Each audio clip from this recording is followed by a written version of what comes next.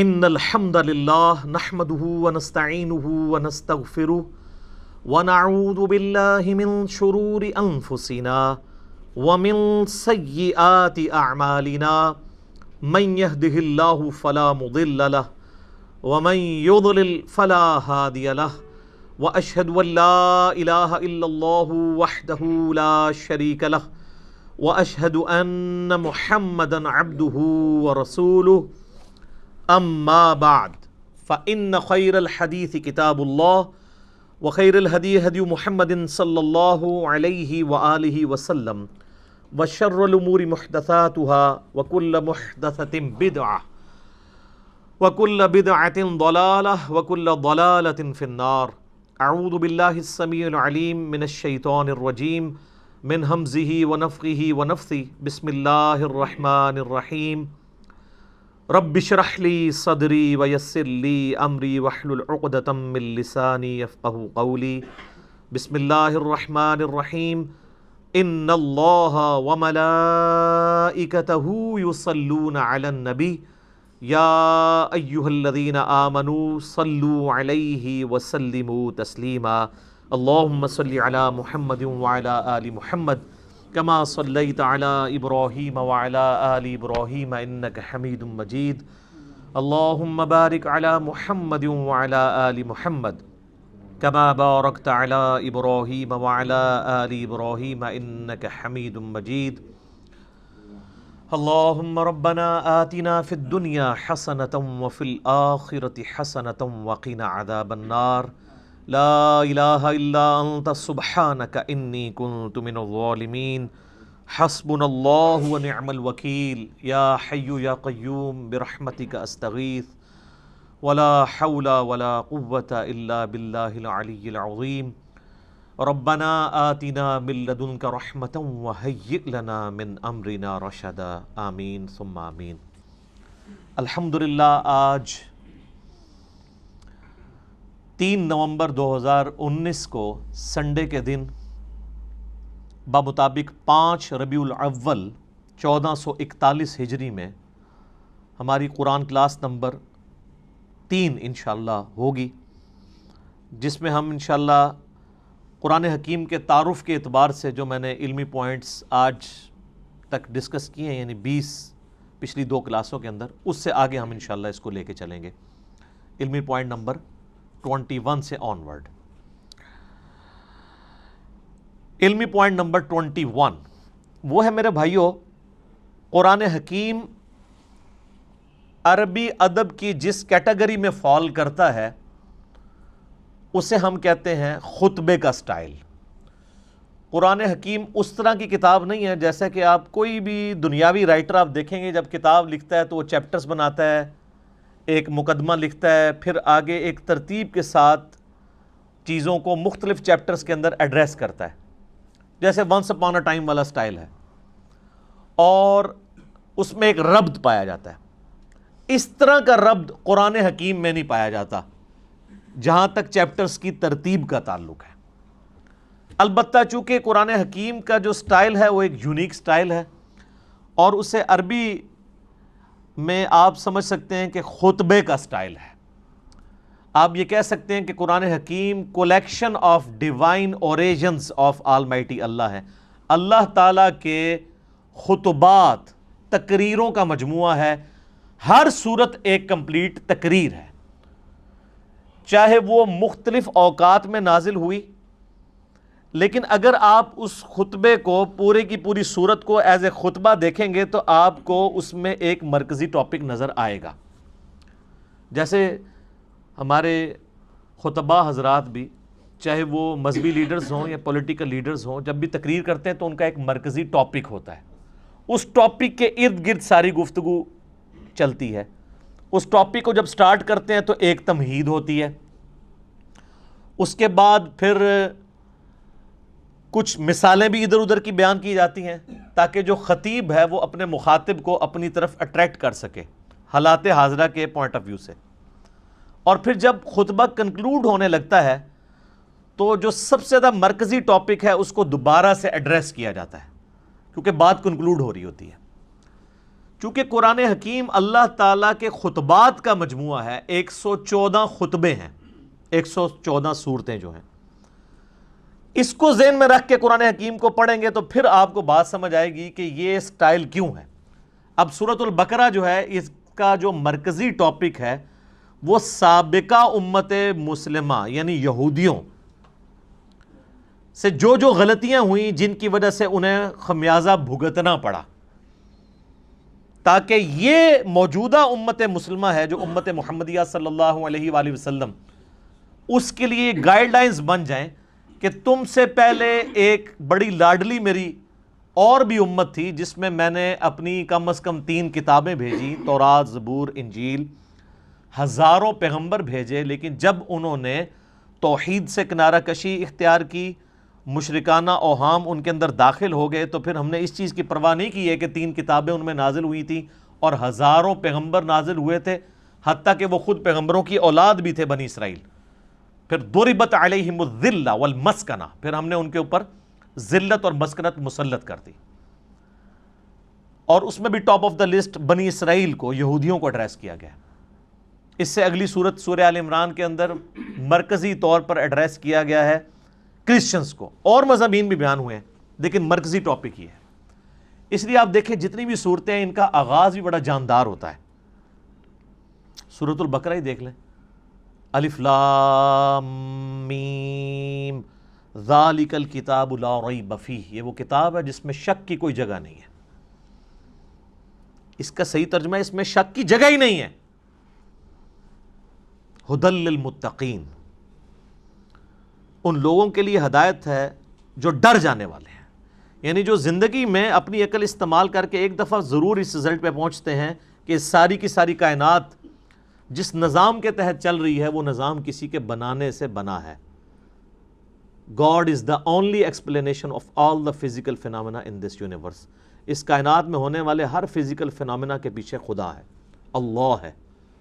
پھر وہ ڈر جاتے ہیں کہ وہ اللہ جس نے ہماری مرضی کے بغیر ہمیں پیدا کیا ہے، وہ ہمارے ساتھ کچھ بھی کر سکتا ہے، اس کی طرف رجوع لاتے ہیں، غیب پر ایمان لاتے ہیں، نماز پڑھتے ہیں، اس کے دیے ہوئے رزق میں سے اس کی راہ میں خرچ کرتے ہیں۔ اور پھر سورۃ البقرہ کا اینڈ کتنی جاندار آیات پہ ہو رہا ہے، آمن الرسول بما انزل الیہ من ربہ والمؤمنون کل آمن باللہ وملائکتہ وکتبہ ورسلہ آنورڈ۔ اسی طریقے سے آپ ساری صورتوں کو دیکھیں تو ان کا سٹارٹ اور اینڈ بڑا جاندار ہے، اور پھر بیچ میں آپ کو مثالیں بھی بیان کی جائیں گی، واقعات بھی بیان کیے جائیں گے تاکہ بوریت نہ آئے۔ اور یہ قرآن حکیم کی میرے بھائیوں وہ خصوصیت ہے، قرآن بور نہیں ہونے دیتا۔ یہ نہیں ہے کہ اب سورۃ البقرہ شروع ہوئی ہے تو صرف یہودی ایڈریس ہو رہے ہوں گے یا ان کی کوئی ایک چیز خاص ایڈریس ہو رہی ہوگی، نہیں، اس میں کچھ مثالیں بھی بیان ہوں گی، کچھ واقعات بھی بیان ہو جائیں گے اس سے پہلے کے، پھر اس کے بعد ایک کنکلوژن نکالا جائے گا، پھر گائیڈ لائنز ہوں گی، یونیورسل ٹروتھ آئیں گے۔ 7 یونیورسل ٹروتھ سورہ بقرہ میں آئے ہیں، بنی اسرائیل کے واقعات کو اللہ تعالیٰ نے ایڈریس کر کے ہر واقعے کے بعد ایک یونیورسل ٹروتھ بیان کیا ہے کہ یہ میرا رول ہے، جو یہ کرے گا چاہے وہ جو کوئی بھی ہو اس کے ساتھ یہ ہو جائے گا۔ اس لیے قرآن حکیم میں انسان کا انٹرسٹ لوز نہیں ہوتا، بشرطے کہ قرآن پڑھتے ہوئے آپ کو یہ بات سمجھ آئے کہ قرآن کس سٹائل میں لکھا گیا ہے، کس سٹائل میں نازل ہوا ہے۔ مولانا مودودی رحمہ اللہ تعالیٰ نے جو تفہیم القرآن کا مقدمہ لکھا ہے نا، وہ مقدمہ ہی اسی کے اوپر ہے کہ ہمارے عام نوجوان بڑے شوق سے قرآن ترجمے والا لے کے بیٹھتے بھی ہیں، تب بھی ان کو کئی ایک باتیں، ان کو قرآن میں ایک تو ربط نظر نہیں آتا، کیونکہ ہم تو ان کتابوں کے عادی ہیں نا جو انسانوں کی لکھی ہوئی کتابیں ہیں، وہ تو ایک سیکوینس سے چل رہی ہوتی ہیں، ان کا سٹائل ڈیفرنٹ ہوتا ہے، وہ بکش سٹائل ہوتا ہے۔ قرآن کا سٹائل بکش نہیں ہے، قرآن کا سٹائل جو ہے وہ ہے خطبے کا، ایڈریس کرتا ہے آپ کو۔ اسی لیے مولا علی رضی اللہ تعالیٰ عنہ علیہ السلام کا قول ہے کہ جب میں نے اللہ سے گفتگو کرنی ہوتی ہے تو میں نماز پڑھتا ہوں، اور جب میری خواہش ہوتی ہے کہ میرا اللہ مجھ سے گفتگو کرے تو میں قرآن پڑھتا ہوں۔ آپ قرآن کو کبھی ترجمہ اکیلے بیٹھ کے سنیں تو آپ کو لگے گا کہ اللہ آپ سے مخاطب ہو رہا ہے۔ یہ والی کوالٹی کسی الہامی کتاب میں نہیں تھی، باقی کتابیں سلیبس کی فارم میں تھی، اس لیے ہم کہتے ہیں یہ قرآن کتاب اللہ بھی ہے اور کلام اللہ بھی ہے، اور اسی لیے اللہ کی صفت بھی ہے۔ یہ آپ کو ایڈریس کرتی ہے، بندہ ہل جاتا ہے۔ آپ کو پتہ ہے یہ صوت القرآن چینل 1992 میں جب ایکس پرائم منسٹر پہلی دفعہ پرائم منسٹر بنے تھے تو اس وقت انہوں نے یہ صوت القرآن چینل شروع کیا تھا جو ریڈیو کے اوپر چلتا ہے. کبھی امام کعبہ کی آواز میں عربک اور پھر فتح محمد جلندری صاحب کا ترجمہ, مراج الدین خان کی آواز میں ایک چلتا ہے. وہ لگتا ہے کہ آپ کے اندر ہی گھس جائے گا. وہ بندہ پریزنٹ کرتا ہے قرآن کے ترجمے کو. پھر بولنے کا سٹائل کہ مخاطب کے دل میں اتر جائے وہ بات. تو آپ کو وہ ترجمہ سن کے اپنی زبان میں, جن لوگوں کو عربی نہیں آتی ان کو بھی فیل ہوتا ہے کہ واقعی اللہ مجھ سے گفتگو کر رہا ہے. خطبے کا سٹائل ہے. تو مودودی صاحب نے اس مقدمے میں لکھا کہ ہمارے نوجوان لے کے بیٹھتے بھی ہیں, تب بعد میں پریشان ہو جاتے ہیں کہ یار یہ عجیب بے ربط آیات ہیں, کبھی کوئی بات شروع ہو جاتی ہے, کبھی کوئی بات شروع ہو جاتی ہے. لیکن جس بندے کو اسٹائل کا پتہ ہے نا, اس کو قرآن حکیم کی ہر آیت کا دوسری کے ساتھ ربط بھی نظر آئے گا. وہ ربط آپ ایک دفعہ اس چیز کو ڈسکور کر لیں تو آپ کو بھی ٹیسٹ فیل ہوگا. آپ پتہ اس وقت انگلینڈ کے اندر ایک, اب نیو مسلم تو نہیں ان کو کہنا چاہیے, اب ان کو 10 سال سے زیادہ ہو چکے ہیں, مسلمان ہوئے, عبد الرحیم گرین. اس وقت ٹاپ آپ سمجھ لیں سپیکرز میں سے ہیں مسلمانوں کے. انگلش میں وہ ان کے مختلف ٹاپکس پہ لیکچرز ہیں. انہوں نے اپنا اسلام لانے کا واقعہ بھی بیان کیا ہے ایک آڈیٹوریم میں خطاب کرتے ہوئے. اس میں ایک بات انہوں نے بڑی زبردست کی, باقی آپ یوٹیوب پہ دیکھ سکتے ہیں. وہ کہتے ہیں جب یہ کتاب میں نے پہلی دفعہ پڑھنی شروع کی نا, تو یہ قرآن کا جو سٹائل تھا نا گفتگو کرنے کا, اس نے مجھے بہت امپریس کیا کہ جب کوئی انسان کتاب لکھتا ہے وہ اس سٹائل میں نہیں لکھتا. وہ کہتا ہے میں قرآن کے سٹائل سے امپریس ہوا ہوں کہ یہ گفتگو اس طرح کرتا ہے اور اس کانفیڈنس کے ساتھ گفتگو کرتا ہے کہ یہ کریٹر آف دا یونیورس ہی گفتگو اس طریقے سے کر سکتا ہے. انسان تو اتنے اعتماد سے دوسرے کے ساتھ بات ہی نہیں کر سکتا. اس میں جو کانفیڈنس ہے کتاب کے اندر, پھر اس کتاب کا جو سٹائل ہے وہ بتاتا ہے کہ یہ انسان کی لکھی ہوئی کتاب نہیں, کیونکہ انسان جب بھی کتاب لکھتا ہے نا ایک خاص سیکوینس کے تحت لکھ رہا ہوتا ہے, چیپٹرز بناتا ہے, اور یہ بالکل ڈیفرنٹ سٹائل ہے. حالانکہ اس کو اس وقت یہ نہیں پتا تھا کہ اس کا سٹائل کون سا ہے, خطبے کا سٹائل ہے. تو خطبہ تو اسی طرح ہی ہوتا ہے. خطبے کا سٹائل ہے اس لیے ہے کہ خطیب کا کام یہ ہوتا ہے کہ وہ اپنے مخاطب کے دل میں اپنی بات اتارے. تو اللہ تعالیٰ اس کتاب کا خطیب بھی ہے, اور یہ کتاب اللہ کی صفت ہے. یہ مخلوق نہیں ہے, غیر مخلوق ہے, کیونکہ کلام متکلم کی صفت ہوتا ہے. میں پچھلے لیکچرز میں اس کو ڈسکس کر چکا ہوں. تو قرآن حکیم پڑھتے وقت یہ آپ نے ذہن میں رکھنا ہے کہ اس کا سٹائل خطبے کا سٹائل ہے. جب خطبے کا سٹائل ہے تو پھر اچانک اگر کوئی واقعہ آ جائے بیچ میں تو پریشان ہونے والی بات نہیں کہ اچانک یہ بات ہوتے ہوتے یہ بیچ میں واقعہ کیسے آ گیا. پھر اچانک آپ دیکھتے ہیں خطیب بھی جب بیان کر رہا ہوتا ہے, آپ آج کل کے پولیٹیکل لیڈرز کو دیکھ لیں, جب وہ گفتگو کرتے ہیں کسی خاص ٹاپک پہ بات کر رہے ہوتے ہیں, اچانک کرتے کرتے کوئی ماضی کا واقعہ یاد کرتے ہیں, پھر ساتھ ہی جو سامنے بیٹھے ہیں ان سے بھی مخاطب ہو کے کوئی ادھر چیز دیکھنے والی ہوتی ہے آئیڈینٹیفائی کرنے لی, وہ فوراً آئیڈینٹیفائی کرتے ہیں, پھر اپنے موضوع کی طرف واپس آتے ہیں. یہ سٹائل قرآن کا ہے. یہی وجہ ہے کہ صحابہ کرام علیہم رضوان کے اندر بجلی بھر دی تھی اس کتاب نے. ان کو فیل ہوتا تھا کہ ہمارا کریٹر ہم سے مخاطب ہے, ہماری بات کر رہا ہے. سر ہماری بات تو ہے نا. آپ دیکھیں غزوہ بدر ہو رہی ہے تو اس کی لائیو کمنٹری سورۃ الانفال کے اندر آئی ہے. غزوہ احد ہوئی ہے تو 60 آیات مسلسل. غزوہ احد میں جو مسلمانوں نے غلطیاں کی, جس کی وجہ سے اللہ نے جو فتح کا وعدہ کیا تھا پورا کرنے کے بعد اس فتح کو شکست میں بدل دیا, ایک ایک چیز ہائی لائٹ کی. سورہ الاحزاب کے اندر غزوہ خندق کی لائیو کمنٹری آئی ہے.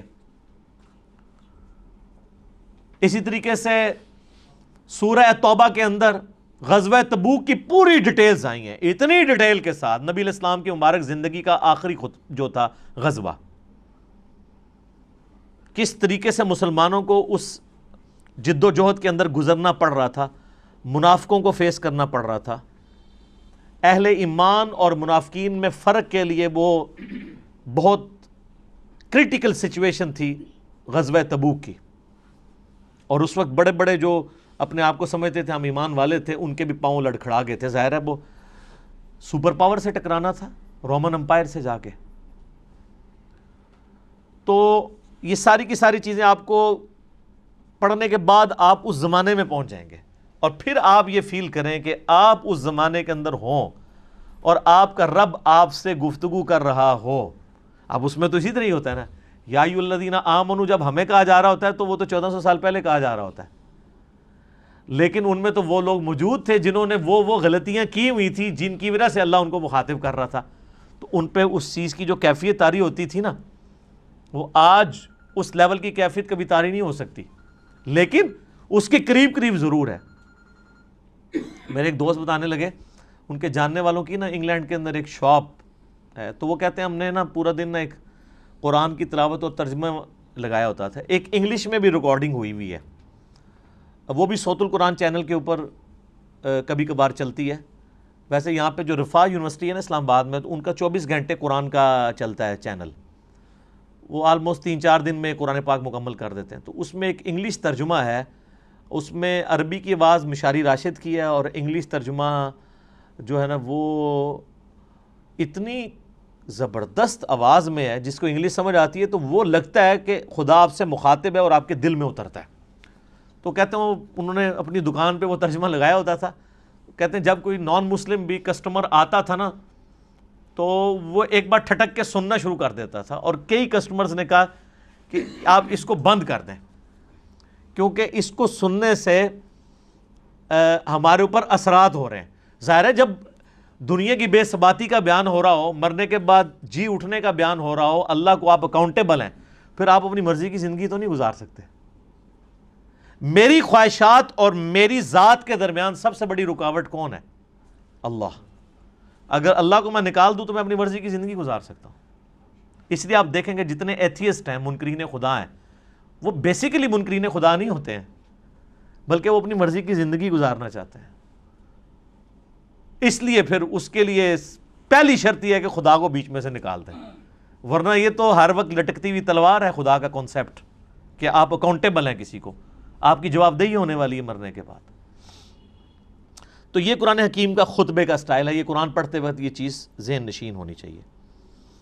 علمی پوائنٹ نمبر 22 وہ ہے میرے بھائیوں، قرآن حکیم کا جو ایک ڈیوائن میوزک ہے، اس کے اندر ملکوتی غنا ہے، جو ایک آپ شاعری تو اسے نہیں کہہ سکتے، لیکن ہم وزن ہے آیات۔ الرحمن علم القرآن خلق الانسان علمہ البیان۔ آپ دیکھتے ہیں یہ ایک جتنی بھی نہیں ہے، لیکن ان میں ایک ڈیوائن میوزک، ملکوتی غنا، ایک صوتی آہنگ پایا جاتا ہے۔ یہ جو قرآن حکیم کا سٹائل ہے یہ کوئی شاعری والا نہیں ہے، کیونکہ شاعری کے اندر ردیف قافیے جو ہیں وہ بالکل برابر ایک طرح چل رہے ہوتے ہیں، قرآن حکیم میں تو ایسے نہیں چل رہے۔ ایون ملکوتی غنا ہوتا ہے لیکن الفاظ ڈیفرنٹ کے ساتھ، جیسے سورۃ الفاتحہ آپ دیکھ لیں، الحمدللہ رب العالمین الرحمن الرحیم۔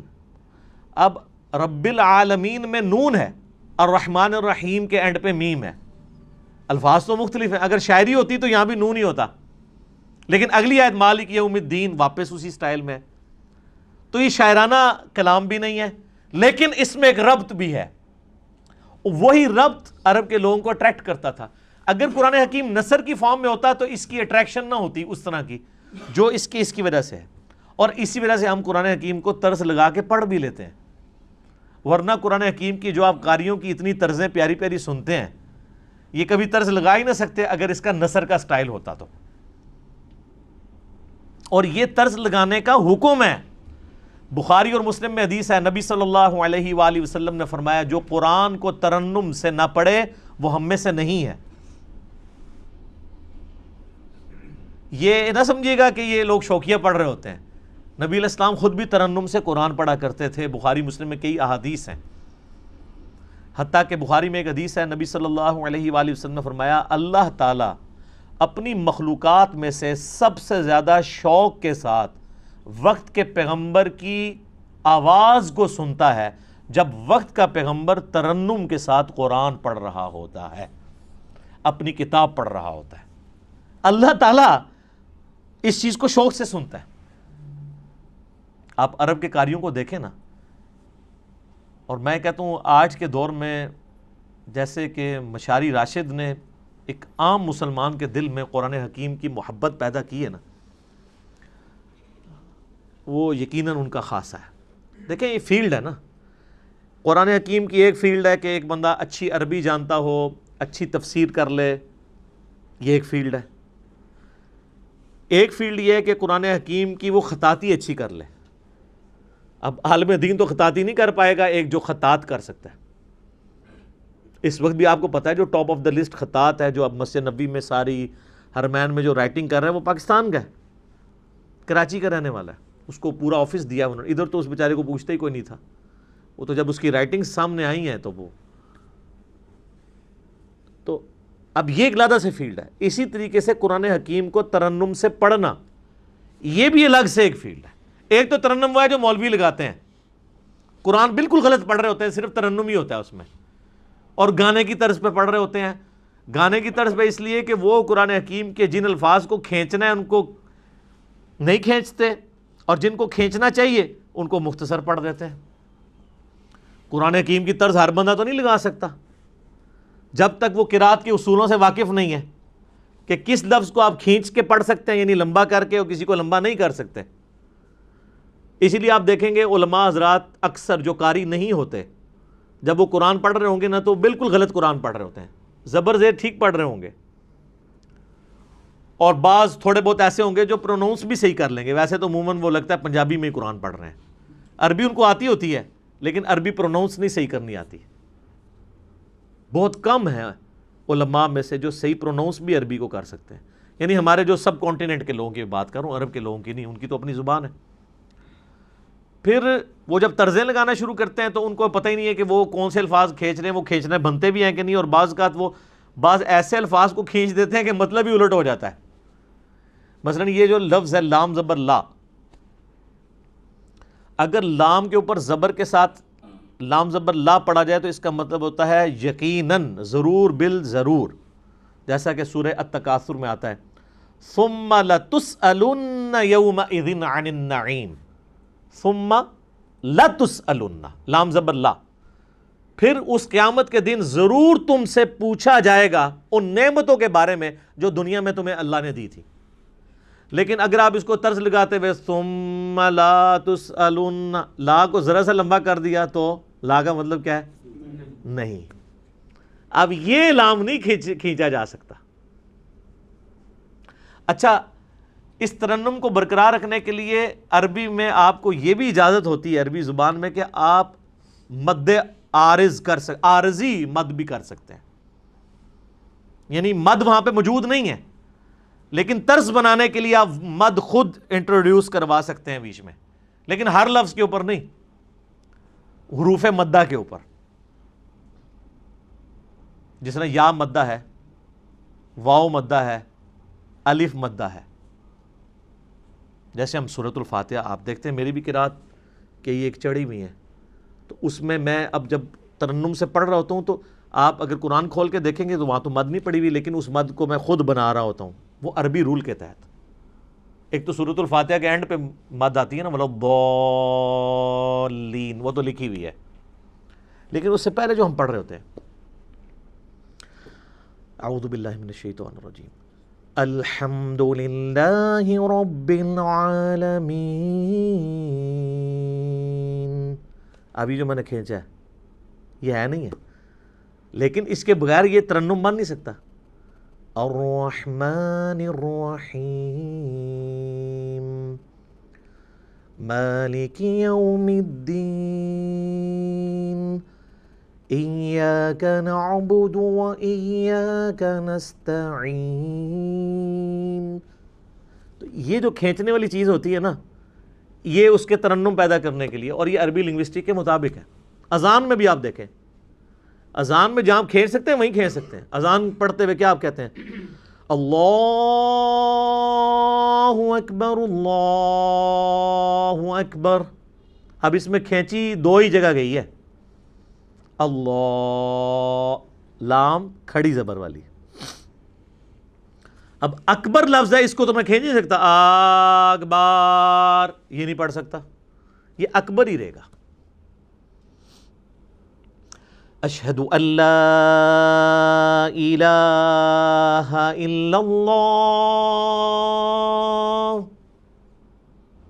اب یہ اللہ اتنا لمبا کھینچ دیا، یہی کھینچ سکتا ہے. تو آپ باقی دعاؤں میں بھی دیکھیں کتنے ربط ہیں. یہ جو ہم قنوت وتر میں دعا پڑھتے ہیں، حسن ابن علی کو نبی علیہ السلام نے سکھائی تھی اپنے نواسے کو جامعہ ترمذی میں. اللہم اہدنی فی من ہدیت وعافنی فی من عافیت وتولنی فی من تولیت وبارک لی فی ما اعطیت وقنی شر ما قضیت. دیکھا کیسی ٹون ہے اس میں، دعاؤں میں بھی آپ کو نظر آئے گی. قل اعوذ برب الفلق من شر ما خلق ومن شر غاسق اذا وقب. لمبائی ڈیفرنٹ ہو گئی ہے لیکن اس کی جو ملکوتی غنا ہے وہ برقرار ہے. اصل بعض صورتیں ایسی ہیں جن میں جو شاہکار ہیں عربی لنگوسٹک کا، سورہ مریم آپ دیکھیں کہ اس کے جو ہر آیت کا اختتام ہو رہا ہے وہ کتنے مشکل الفاظ پہ، تشدید والے الفاظ ہیں، ہر ایک لفظ کے اوپر شاد آ رہی ہے. کمال نہیں ہے؟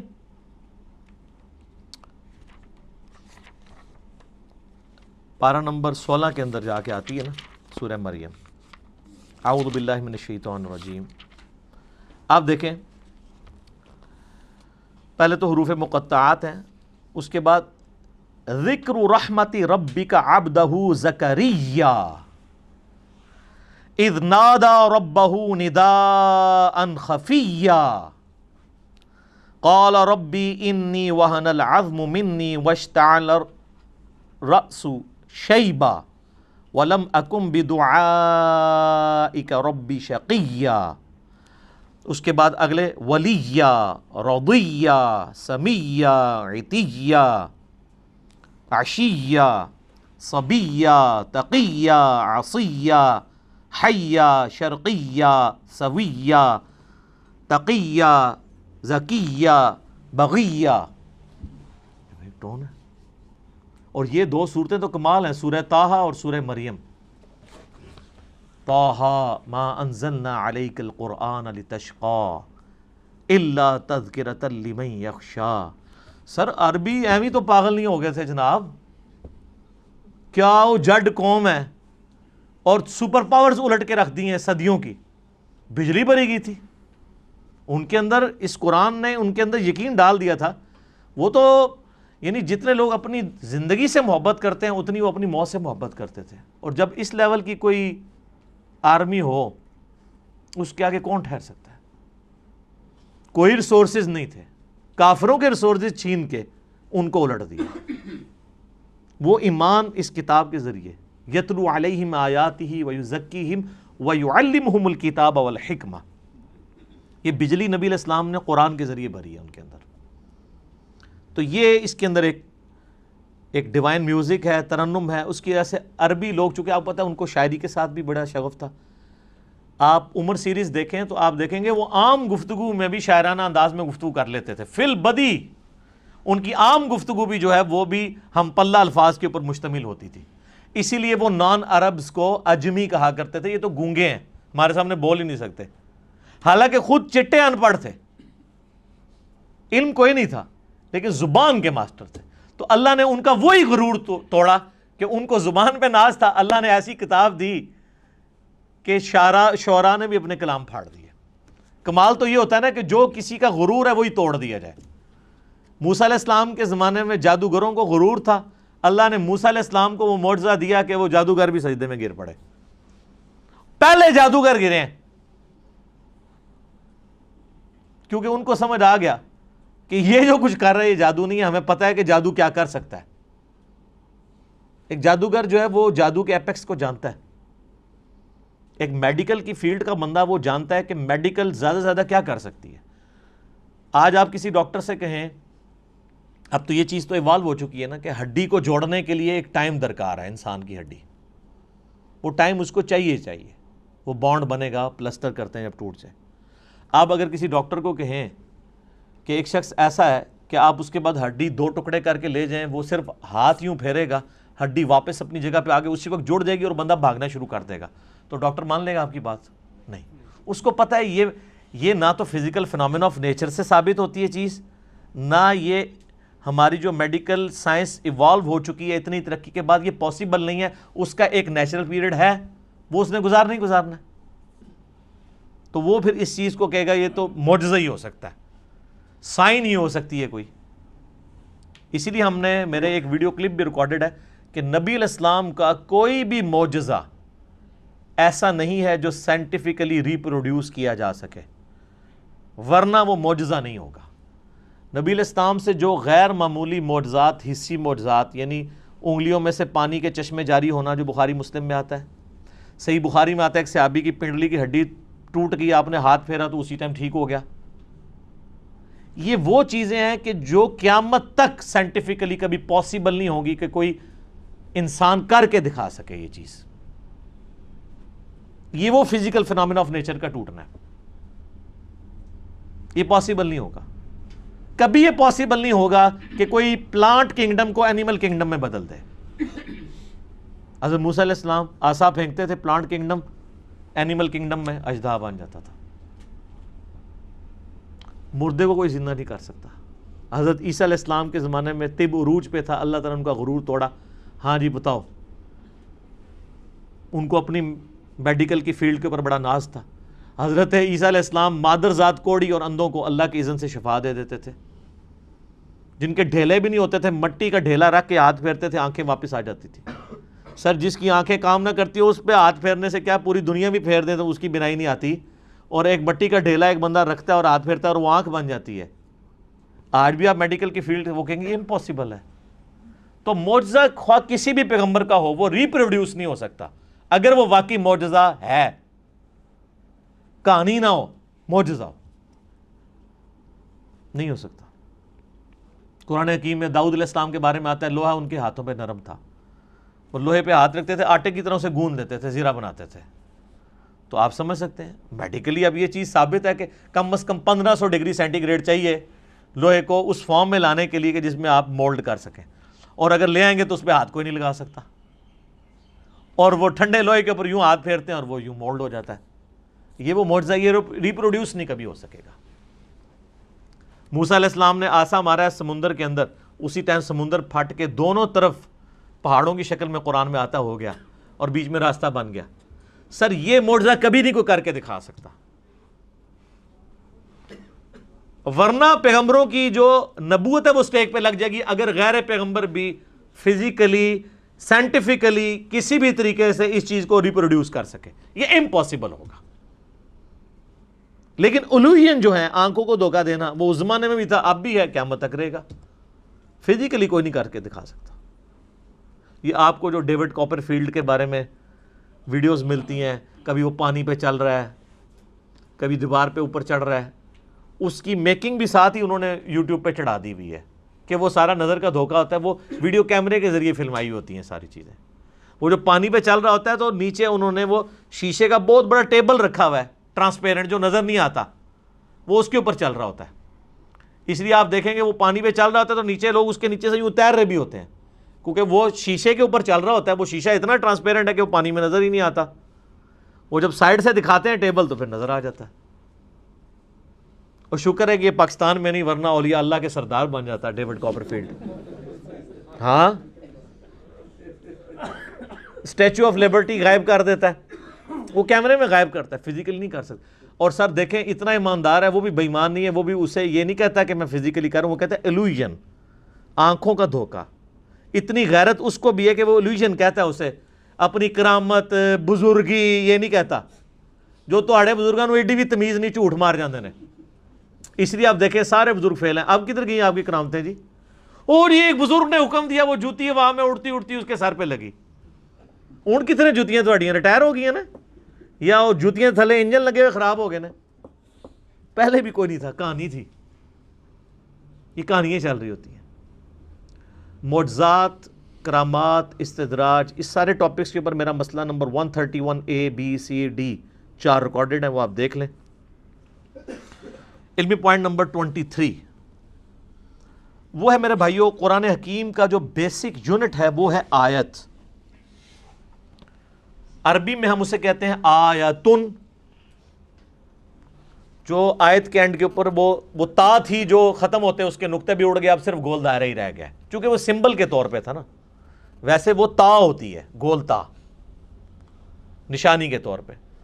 آیتن وقف کریں گے آیہ, اردو میں آیت, اور اس کو ٹرانسلیٹ کریں گے نشانی, انگلش میں کہیں گے سائن. قرآن حکیم کی جتنی بھی صورتیں ہیں ہر صورت کا جو بیسک یونٹ ہے وہ آیت ہے. جیسے اگر میں پوچھوں یہ دیوار کا بیسک یونٹ کیا ہے تو آپ کیا کہیں گے؟ اینٹ.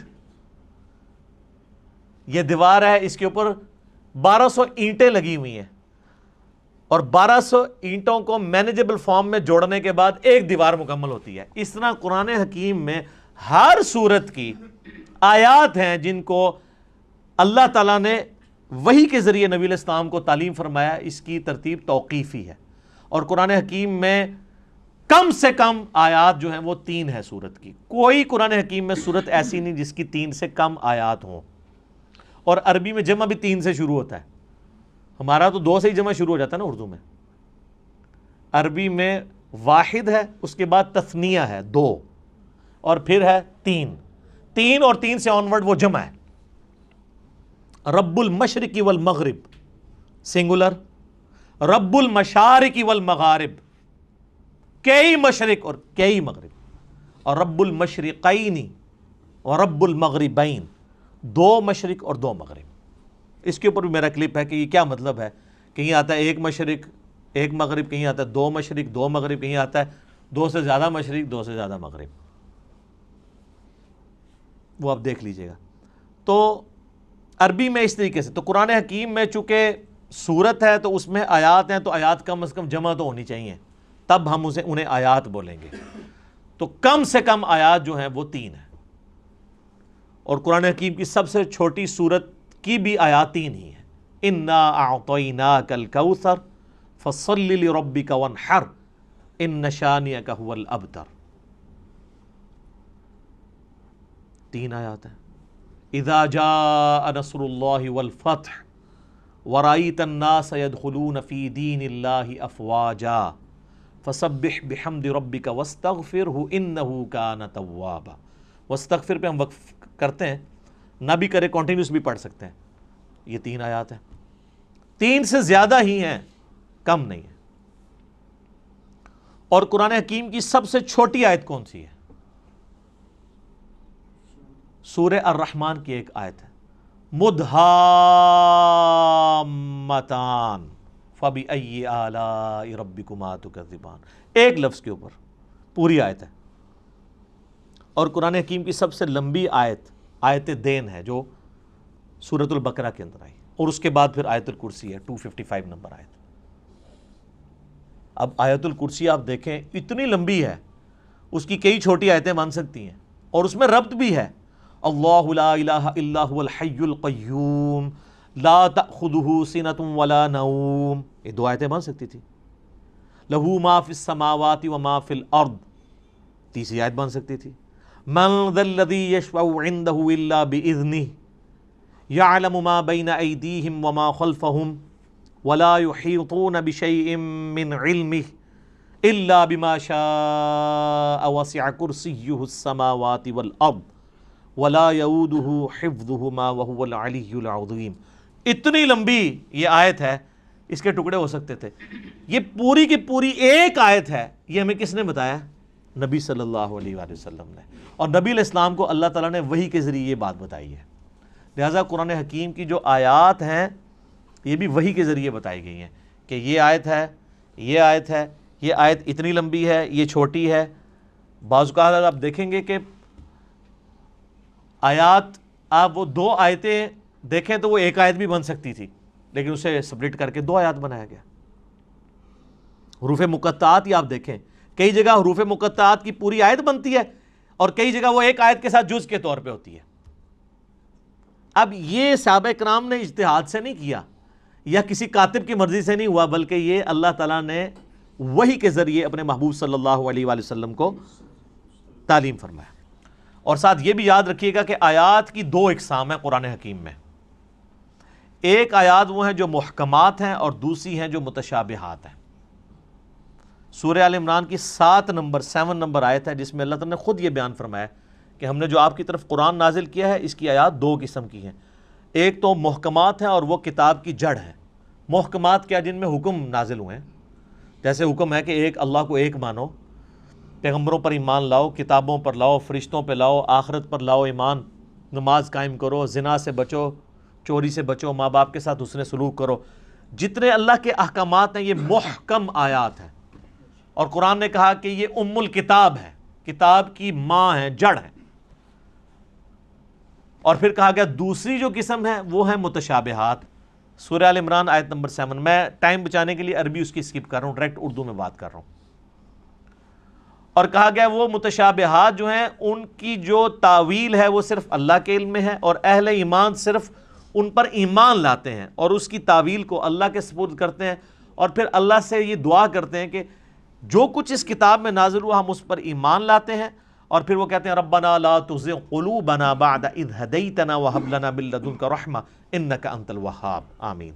اے رب ہمارے دلوں کو ٹیڑھا مت کرنا بعد اس کے کہ تو نے ہمیں ہدایت عطا فرمائی، اور ہمیں اپنے پاس سے رحمت عطا فرما، اے عطا فرمانے والے. تو متشابہات کی وہ تفصیل میں نہیں پڑھتے، اور قرآن میں کہا گیا انہی آیات میں کہ جو ان متشابہات کے پیچھے پڑھتے ہیں ان کے دل ٹیڑھے ہو چکے ہیں، کیونکہ ان کا سلوشن ہمارے پاس موجود نہیں ہے. یہ نہ سمجھیے گا کہ ان کا مطلب ہی کوئی نہیں پتا کسی کو. صرف متشابہ عربی میں کہتے ہیں ریزیمبلنس والی چیزیں. مثلا جنت کے بارے میں جتنی باتیں ہیں یہ متشابہات ہیں کہ جنت میں نعمتیں ملیں گی، حوروں کا کنسیپٹ ہے. اب دنیا میں اس کی مثال آپ من و ان تو پیش نہیں کر سکتے، دنیاوی عورتیں تو اس کی مثال نہیں ہو سکتی، لیکن دنیاوی عورتوں کو اللہ تعالیٰ نے ایک ریزیمبلنس کے طور پر دنیا میں ماڈل کے طور پہ پیش کیا ہے کہ بس جس طرح یہ ہے ایسے ہی حوریں بھی ہوں گی. لیکن وہ کیسی ہیں؟ وہ سورہ سجدہ میں ہے کہ جو اللہ نے تمہارے آنکھوں کی ٹھنڈک چیزیں نعمتیں چھپا رکھی ہیں وہ کوئی اس کو امیجن بھی نہیں کر سکتا. بخاری مسلم میں ہے کہ نہ کسی کے دل میں ان کا کھٹکا بھی گزرا ہے کبھی، نہ کسی آنکھ نے دیکھی، نہ کان نے سنی، نہ کسی کے دل پہ کھٹکا گزرا جو اللہ نے جنت میں نعمتیں تیار کر رکھی ہیں. لیکن اس کی مثالیں بیان کی جاتی ہیں. اسی طریقے سے کہا گیا شہید زندہ ہے لیکن تمہیں شعور نہیں ہے. کہہ دیا نا بھئی زندہ کیسے ہے؟ مرا ہوا ہے، اٹھ نہیں سکتا، قبر سے باہر نہیں نکل سکتا. یہ متشابہ آیات ہے کہ وہ آخرت کی زندگی ہے، اس پہ دنیا کے رولز اپلائی نہیں ہوتے. اچھا قرآن بار بار کہہ رہے ہیں کہ تمہیں شعور نہیں ہے. ہمارے مسلمانوں نے جس چیز سے منع کیا تھا شعور نہیں ہے، انہوں نے الٹا شعور بنایا اور کہا جی زندہ ہے تو زندہ سے تو ہم مانگ بھی سکتے ہیں، تو اسی لیے ہم جا کے مردوں سے مانگتے ہیں. تو اس پہ پھر میں ہی پھکی دیتا ہوں کہ یہ زندہ بندے میرے پاس بیٹھے ہوئے ہیں 70-80 کے قریب، میں کسی سے بھی پانی مانگوں مجھے دے دے گا. آپ ذرا اپنے والے زندہ سے ذرا مانگو نا کہ چلو قبر کے اندر سے کوئی ہاتھ باہر نکال کے بتا دے. اگر آپ یہی رول لگا رہے ہو پھر آپ کو ماننا پڑے گا کہ یہ زندگی اور وہ زندگی اور. اس زندگی میں سانس کی ضرورت ہے، کھانے پینے کی ضرورت ہے اور رفع حاجت کرنے کی ضرورت ہے. اس زندگی میں ان چیزوں کی ضرورت نہیں ہے. تو جب شعور ہی نہیں، متشابہات ہیں اس کے پیچھے پڑے ہوئے ہیں. اور بخاری مسلم میں حدیث ہے تم دیکھو جب کوئی شخص قرآن کی متشابہ آیات کے پیچھے پڑا ہوا ہے تو جان لو یہ وہی بدبخت اور گمراہ شخص ہے جس کے بارے میں قرآن میں اللہ نے کہا ہے کہ ان کے دل ٹیڑھے ہو چکے ہیں. اور اہل ایمان کی نشانی ہے ربنا لا تزغ قلوبنا بعد اذ ہدیتنا. تو یہ متشابہات اور محکمات پہ بھی میرا ایک کلپ ریکارڈڈ موجود ہے جس میں میں نے ڈیٹیل کے ساتھ اس کے اوپر ڈسکشن کی تھی. علمی پوائنٹ نمبر 24 وہ ہے میرے بھائیوں قرآن حکیم کی آیات مل کر ایک مکمل صورت بناتی ہیں، جس کا کچھ حصہ میں پہلے ڈسکس کر چکا کہ قرآن حکیم میں کم از کم 3 آیات والی ایک صورت ہے. سورۃ الکوثر، سورۃ النصر اور بھی سورۃ العصر میں بھی 3 آیات ہیں، کم سے کم 3. زیادہ سے زیادہ سب سے زیادہ سورۃ البقرہ میں 286. تو آیات مل کے مکمل صورت بناتی ہیں. بیسک یونٹ آیت اور اس کا مکمل جب خطبہ ہوتا ہے تو وہ صورت. علمی پوائنٹ نمبر 25 وہ ہے میرے بھائیو، قرآن حکیم میں کل 114 صورتیں ہیں جن کی ترتیب توقیفی ہے۔ نبی علیہ السلام نے بتایا ہے کہ پہلی سورت الفاتحہ ہے، دوسری سورت البقرہ ہے، تیسری سورہ آل عمران ہے، چوتھی سورہ نساء ہے، پانچویں سورت المائدہ ہے، چھٹی جو ہے وہ سورت الانعام ہے، آنورڈ کرتے کرتے 12 نمبر سورت الاخلاص ہے، 113 سورت الفلق ہے اور 114 سورت الناس ہے۔ یہ ساری کی ساری ترتیب اس کی صورتوں کی یہ توقیفی ہے، نبی علیہ السلام کے بتانے پر موقوف ہے اور وہ وحی کے ذریعے بتائی گئی ہے۔ اور بخاری مسلم میں آتا ہے، صحابہ اکرام کہتے ہیں نبی علیہ السلام کے ساتھ حضرت جبرائیل دورہ قرآن کیا کرتے تھے۔ صحابہ نے نہیں دیکھا، نبی علیہ السلام کے بتانے پہ، کہ نبی علیہ السلام نے بتایا کہ جبرائیل علیہ السلام میرے ساتھ ہر سال آ کے جو ہے وہ دورہ قرآن، جتنا قرآن نازل ہوتا تھا اس کو رپیٹ کرواتے تھے، اور جس سال آپ کی وفات ہوئی اس سال 2 دفعہ رپیٹ کیا رمضان میں، اور اسی سے آپ علیہ السلام کو پتہ چل گیا کہ اب اگلے سال میں زندہ نہیں رہوں گا۔ تو نبی علیہ السلام نے اس کی ترتیب کو بھی انشور کیا ہے، وہی ترتیب جو لوح محفوظ میں ہے، جو ہمارے پاس مصحف میں ہے۔ اگرچہ یہ ترتیب نزول نہیں ہے لیکن اللہ کے ڈیوائن علم میں یہی ترتیب ہے، سرکمسٹانسز کے اوپر قرآن نازل ہوا، اور آج جو ہمارے پاس یہ ترتیب ہے یہ نبی علیہ السلام کے بتانے پر موقوف ہے۔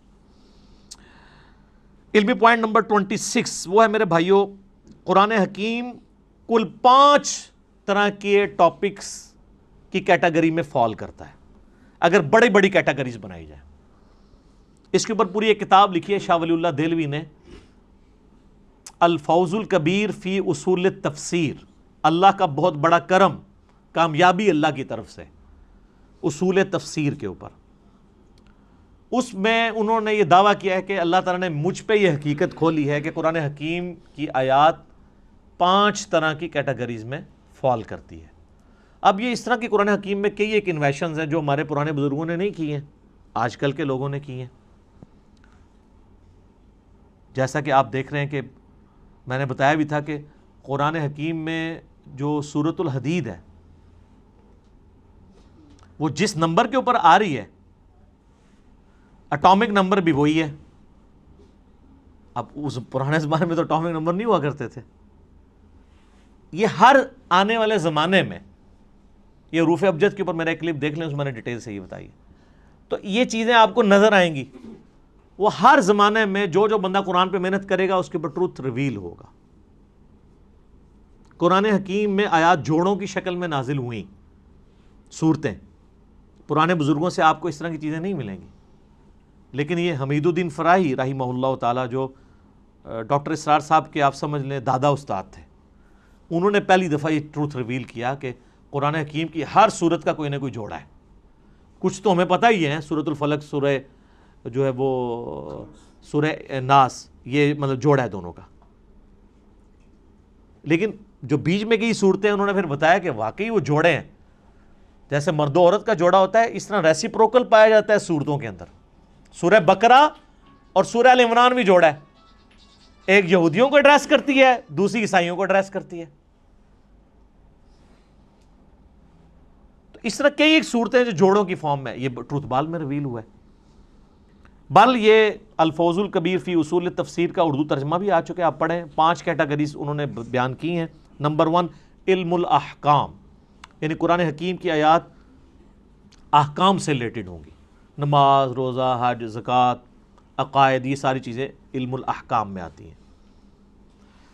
نمبر 2 علم المخاصمہ، مخاصمہ کہتے ہیں جھگڑا کرنے کو، علمی جھگڑا، یعنی جو منکرین خدا ہیں یا جیوز اور کرسچنز ہیں، ان کے جو لیم ایکسکیوزز ہیں ان کے علمی جوابات دیے گئے ہیں، تو یا آیات اس کے اوپر مشتمل ہوں گی۔ نمبر 3 التذکیر بالموت، موت کو یاد کروا کے کہ تمہیں مر کے کسی کے پاس پہنچنا ہے اور آخرت کی زندگی میں دنیا کی زندگی کا جواب دینا ہے، اس کو کہتے ہیں التذکیر بالموت، نصیحت کرنا موت کو یاد کروا کے۔ اس کے اوپر آیات، اب یہ تو قرآن پاک میں بڑا مین ٹاپک ہے۔ قرآن حکیم کے اگر 2 مین ٹاپک دیکھے جائیں تو عقیدہ توحید اور دوسرا ہے دنیا کی بے ثباتی، دنیا سے بے رغبتی۔ چوتھی کیٹیگری انہوں نے کہا التذکیر بآلاء اللہ، اللہ کی قدرت کی بڑی بڑی نشانیوں کے ذریعے اللہ اپنا تعارف کرواتا ہے. جتنے فزیکل فینومینا آف نیچر اس میں ڈسکس ہوئے ہیں، سائنٹیفک فیکٹس ڈسکس ہوئے ہیں، اس کا شاہکار آپ کو سورۃ النحل نظر آئے گی، سورہ روم نظر آئے گی، سورہ الرحمن نظر آئے گی. اس میں تو یہ لفظ بھی آ گیا ہے فَبِأَيِّ آلَاءِ رَبِّكُمَا تُكَذِّبَانِ، جس کا ترجمہ اکثر مولویوں نے غلط کیا ہوا ہے. تم اپنے رب کی کون کون سی نعمتوں کو جھٹلاؤ گے، حالانکہ نعمت خود عربی کا لفظ ہے. مودودی صاحب نے اس کا ترجمہ صحیح کیا ہے، تم اپنے رب کی قدرت کی کون کون سی نشانیوں کو جھٹلاؤ گے، کیونکہ دوزخ کی آیات کے بعد بھی پھر یہ آیت ریپیٹ ہوتی ہے. تو دوزخ کیا نعمت ہے؟ وہ ترجمہ کرنے والے کو بھی نہیں سمجھ آئی. تو اعلیٰ کا مطلب ہوتا ہے قدرت کی بڑی بڑی نشانی. تو دوزخ اللہ کی قدرت کی نشانی تو ہے، جس طرح جنت ہے. تو مودودی صاحب ہر دفعہ جب آیت آتی ہے نا، یہ والی آیت، تو اس کے سیاق و سباق کے اعتبار سے اس کا ترجمہ کرتے ہیں، کیونکہ عربی بڑی ورسٹائل زبان ہے. عربی میں ایک لفظ اگر سیاق و سباق میں آپ مختلف جگہ بیان کریں گے تو وہ اپنا وہ والا مطلب بیان کرے گا. اگر میں آپ کو کہوں مسجد الحرام اور کہوں ولد الحرام، زمین آسمان کا فرق ہے. حرام دونوں جگہ ہی موجود ہے. مسجد حرام جس کی حرمت ہے، عزت ہے، اور ایک وہ حرام ہے جو ہم حرام کہتے ہیں، زنا حرام، چوری حرام. اب یہ حرام اور ہے. آپ کے حساب سے تو اس کا نام مسجد حلال ہونا چاہیے تھا، حلال مسجد. تو اڈی مسجد ادھر منہ کر کے نماز پڑھ دو تو نہ ہی حرام ہے، لیکن حرام عربی والا ہے. حرمت کی جگہ جہاں پہ آپ اللہ کی حدود کو توڑیں گے تو وہ بڑا جرم ہوگا ایز کمپیئر ٹو اور جگہوں کے. اس کی حرمت اللہ نے رکھی ہے، عزت رکھی ہے، لفظ ایک ہی ہے، لیکن دونوں جگہ مختلف معنی دے رہے ہیں. تو اس طرح فَبِأَيِّ آلَاءِ رَبِّكُمَا تُكَذِّبَانِ کا ترجمہ بھی مختلف جگہ مختلف آئے گا. اور پانچویں کیٹیگری ہے التذکیر بأیام اللہ، اللہ تعالیٰ کے فیصلوں کے بڑے بڑے جو دن ہیں ان کے ذریعے ڈر سنانا. اور یہ بھی قرآن پاک کا بڑا مین مضمون ہے. اگلی انبیاء کی جو امتیں ان کا ذکر کر کے اللہ تعالیٰ نے پھر فیصلہ سنا. اچھا، یہ سارے الفاظ قرآن میں موجود ہیں. فَذَكِّرْهُمْ بِأَيَّامِ اللَّهِ، یہ اللہ تعالیٰ نے حضرت موسیٰ علیہ السلام کو کہا کہ اپنی امت کو ڈراؤ اللہ کے بڑے دنوں سے. بڑا دن کون سا؟ جس میں بڑا فیصلہ ہوا. 10 محرم کا دن بڑا دن تھا جس میں یہ فیصلہ ہوا کہ فرعون کو ڈبویا جائے گا اور بنی اسرائیل کو نجات دی جائے گی اس کے ظلم سے. بخاری مسلم میں آتا ہے نا کہ یہودی اس دن روزہ رکھتے تھے کہ فرعون کو ڈبویا گیا. پھر نبی علیہ السلام نے امت کو حکم دیا کہ تم 9 اور 10 دو روزے رکھو. اس پہ ڈیٹیل میرا کلپ موجود ہے، آج میں اس کی طرف نہیں جاتا. قوم عاد جس دن ہلاک ہوئی وہ اللہ کی قدرت کی یعنی آپ ایگزیکیوشن کا ایک بہت بڑا دن ہے. ہماری امت میں فتح مکہ کا دن ایام اللہ میں سے ہے. غزوہ بدر کا دن ایام اللہ ہے، اللہ کے فیصلے کا دن ہے. اللہ نے کہا، یہ کہتے تھے نا فرقان ہوگا، یہ ابو جہل نے کہا تھا کہ یہ حق اور باطل میں فرق کرنے والا دن ہوگا. اللہ نے کہا تم نے فرقان بولا تھا، لے پھر میں اس دن کو فرقان بنا دیتا ہوں کہ نہتے مسلمانوں سے تم لیس ہوئے کافروں کو، جنگجو کافروں کو مرواؤں گا. غیبی مدد کے ساتھ ہوا نا. تو یہ اللہ کی قدرت کے بڑے بڑے دن یہ اگلی امتوں میں بھی گزرے ہیں. قوم سمود، قوم عاد، قوم نوح کی تباہی کے دن ایام اللہ تھے. تو یہ 5 کیٹیگریز بنی. اب آپ قرآن کی کوئی آیت نکالیں، میں کوئی آیت بھی پڑھوں، آپ خود مجھے بتا دیں گے کہ یہ فلاں کیٹیگری میں فال کرتی ہے. اگر میں کہوں ان اللہ وملائکتہ یصلون علی النبی یا ایھا الذین آمنوا صلوا علیہ وسلموا تسلیما اللہم صلی علی محمد وعلی آل محمد، یہ آیت کس کیٹیگری میں فال کرتی ہے؟ تو آپ کہیں گے یہ علم الاحکام والی کیٹیگری میں فال کرتی ہے، کیونکہ اس میں حکم ہے دروشی پڑھنے کا. تو آپ یہ خود ڈیفائن کر سکتے ہیں. کوئی بھی آیت آپ کنسیڈر کریں گے آپ فوراً پہنچ جائیں گے یار یہ آیت فلاں کیٹیگری میں فال کرے گی. افلا یعلم اذا بعثر ما فی القبور وحصل ما فی الصدور. کتنا ان آیات کے اندر زور ہے. یہ التذکیر بالموت ہے کہ مرنے کے پاس تمہیں بعد اپنے رب کے حضور پیش ہونا ہے. اس کیٹیگری میں فال کرتی ہے. اور اسی طریقے سے آپ سورہ رحمان شروع کریں, اللہ کی قدرت کی نشانیاں. سورۃ النحل میں اللہ تعالیٰ نے کہا ہم نے شہد کی مکھی کے اوپر بھی یہ وحی کی ہے اور اس کو ہم نے راستے دکھائے ہیں کہ پھولوں کا رس چوس اور یہ سب کچھ. اس طرح کی جتنی چیزیں ہیں. سورۃ البقرہ میں آیا آسمان سے بارش کا برسنا, زمین سے سبزے کا نکلنا. یہ آیات جتنی ہیں کس کیٹیگری میں فال کرتی ہیں؟ التذکیر بآلاء اللہ, اللہ کی قدرت کی بڑی بڑی نشانی ہے. اور اس طریقے سے سورہ المائدہ کے اندر, سورہ نساء کے اندر, سورۃ البقرہ کے اندر اللہ تعالیٰ جو کرسچنز کو, جوز کو جواب دیتا ہے. سورہ مائدہ میں اللہ تعالیٰ فرماتا ہے نا کہ عیسیٰ کی مثال تو اللہ کے ہاں آدم کی سی ہے.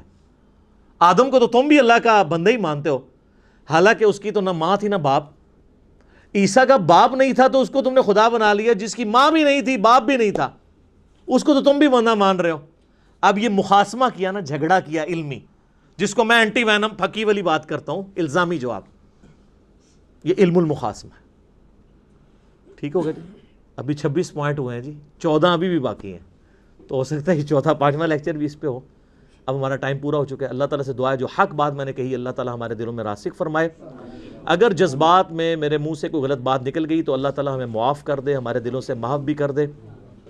اللہم صلی علی محمد وعلی آل محمد کما صلیت علی ابراہیم وعلی آل ابراہیم انک حمید مجید.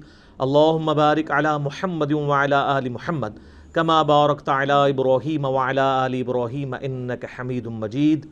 اللہ تعالیٰ ہمیں اس دعوت حق کو دوسرے بھائیوں تک پہنچانے کی توفیق عطا فرمائے. سبحانک اللہم وبحمدک اشہد ان لا الہ الا انت استغفرک واتوب الیک وما علینا الا البلاغ المبین. جزاکم اللہ خیرا.